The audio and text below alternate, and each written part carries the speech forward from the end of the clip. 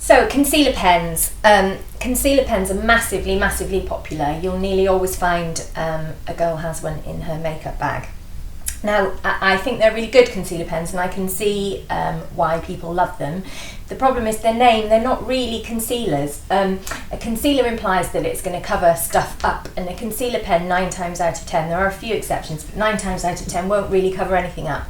It'll illuminate and put light onto the face, which is great, but it's not the same thing as covering up a spot.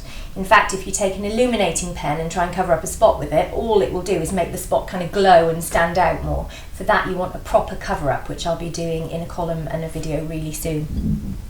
So concealer pens are probably better described as light reflecting pens, and obviously there's a very, very famous one, Touche Éclat, which sells by the millions and millions and millions, but most companies are now on the bandwagon, and I have to say there are some I much prefer to that product.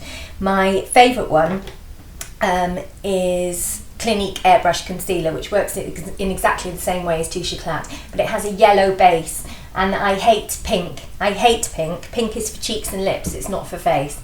If you put something pink on your skin, it'll just make it look chalky and a bit sickly, a bit ruddy and florid. It's horrible.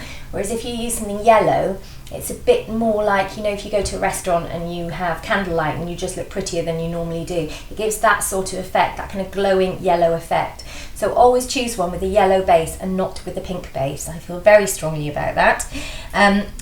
That concealer, that concealer pen may be £4 or it may be 15 quid. It's not so much a price thing, it's more the undertones of the colour is the crucial thing.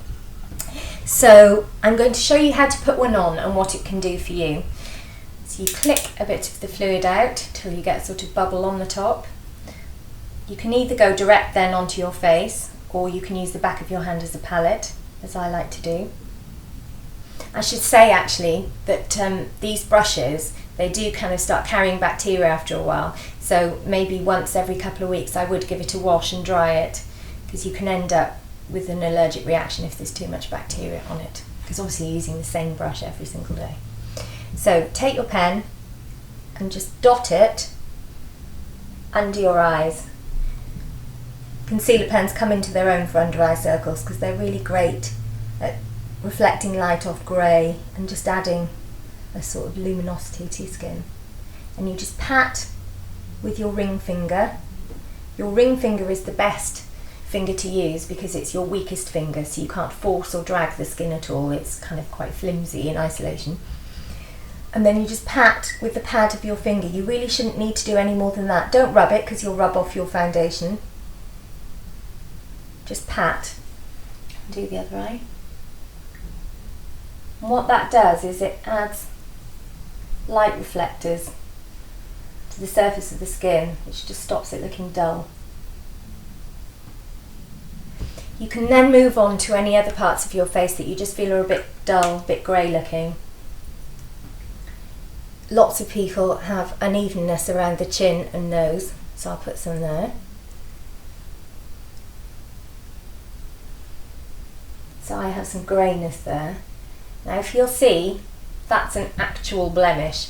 I would not use a concealer pen over that. I would use a proper cover-up, which I'll be coming to in future weeks. And anywhere where you see something that actually needs covering up, skip that and move on to a better concealer, a stronger concealer, more opaque concealer later on.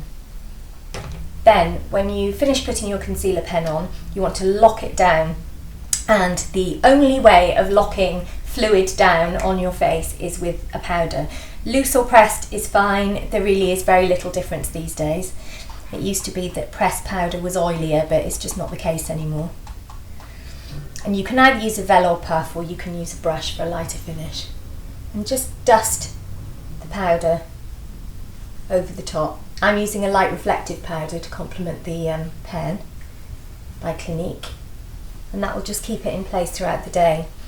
The other really great thing about concealer pens or illuminating pens is that they tend to blend really well over makeup you've already got on, which makes them really good for, say if you're going out in the evening after a long day at work and you look a bit tired and a bit drab, you can pop them on over your makeup usually and they'll blend in quite well. It's not like foundation where you can't really put it on over anything else without it looking a mess.